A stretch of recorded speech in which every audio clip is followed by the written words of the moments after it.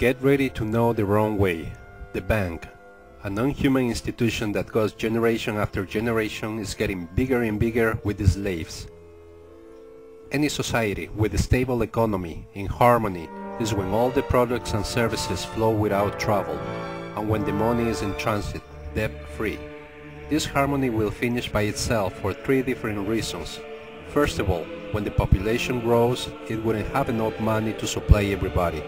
Second of all, when the savings is excessive, people takes money out of circulation, or when anybody asks for a bank loan. It has been the way to put the new money into circulation for a working society. Therefore, the existence of banks creates two kinds of money. One, the debt-free money is getting less, and second, the slavery money, which is always growing. When the loan money comes out of the bank into circulation, no matter the time to pay off and return to the bank with loan interests, it will reduce the debt-free money in this working society. Here, as example, this working society has a total budget of 5,000 debt-free money. And if someone gets a loan of 100 and pay off that amount with the interest, let's say it's 50, it will reduce the clean money or debt-free money. In other words, responsible people will destroy the economy, preparing this society for more loans. And so, the bank loans money will come out for circulation again, with invisible owner of someone's promise to return that amount plus the interests. And little by little, in a progressive manner and destructive way, it will reduce the debt-free money, until the weakest business will disappear. And the greedy power probably will replace that business, competing against others or growing by itself, becoming a huge employer, submitting a lot of people to be employees or control partners, and the rest of the people are ready for more bank loans.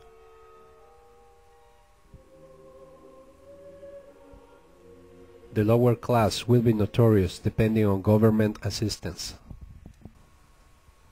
And why is that? Because the bank gives money that is official papers or just administrative numbers, and they say it's based on a treasure that you never saw. You don't see, you will never do. Because we don't need it. It's an ornament. The gold is not a treasure. If the gold has one equivalent or many equivalents in circulation, or if the treasure is huge, it doesn't matter. Both have countable elements and it works for exchanging products. They work well independently. What is important is a functional system, administrating numbers, the flow of products and services, not the hidden treasures leading the elements behind the numbers. The goal is good for corruption, to clone official papers or bills, and supporting people who have been fed by a working society, administrating only numbers disguised as treasures. So high is the covetous that even if there is no goal, they replace with different elements.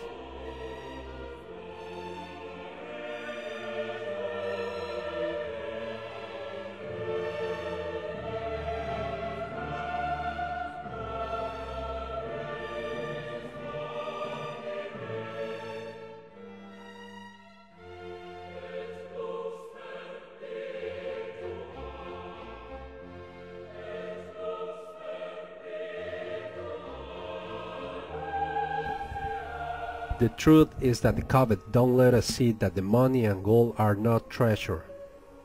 We live in a society where governments are shaded off, corrupted, and administrated by a high prime covet. It uses tools like your covetousness, that you don't know but is in your heart. Look at your blindness, your covetousness. I ask you, if the work that you perform would it be paid literally with verbal money, and at the same time your work would be the law to pay the products and services, will you stop it if you have no more numbers left? I can answer for you. Because you forgot necessity or not to work, you will lie to get more for free. You would say you're not silly, that's your covetousness. Just remember that the covet in your heart, social covetous around you, and the weak government in honesty with secrets, always the corruption will domain. And for that covetousness, we are under invisible chains. We are on hands of an invisible empire. It doesn't know the limits, and it's all around the world. The covet of some people who used the usury for their own benefits hundreds of years ago had turned into invisible empire. It can buy and corrupt authorities, and it has enslaved the rest of the people. Their invisible tool is making money based on useless treasures, and their effective mobile is the money in circulation. Is a system where the highest covet is administrating our ingenious covet. Banks are running our economy with simple numbers created out of nothing. At the same time, banks have the power to control the flow of money, making grow the economy while they have more people in debt, recruiting clients as many ways are possible, and repeating the seduction way to others, or letting the economy to reduce by itself when the responsible people pay their debts, taking the money out of the circulation. But always they have a new generation to cover the big holes created by banks, new people to accomplish their dreams, like buying a house or getting new cars. They are seduced every year, repeating the financial ups and downs, and in the worst time like recession, with all the rise under the law, they get properties through foreclosures. Meanwhile, the bank is camouflaged as any other business in society, one of the most decent around us.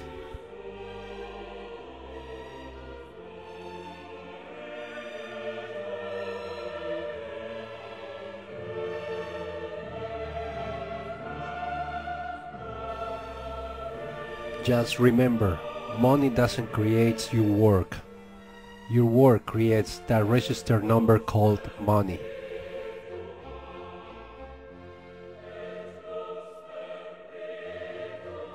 Do you know what are the real effects of covet? You are a slave. Get real. If your life is so material and the treasures are very important for you, remember, while you love money and gold, for God, you love another God. If you think that your progress is the accumulation of properties, that's a covet. If you take the opportunity of bank loans, you are a slave, feeding others' ambition. Ignoring Almighty God is a sin. The truth is, your God goal with your covetousness make you a slave of sin. Because of you is the punishment. It is a mistake to love gold. Now you understand that the lack of money or restrained numbers has terrible consequences for all of us. Covet means a lot for God. Also, you understand that the covet is the original sin and brought death for humankind.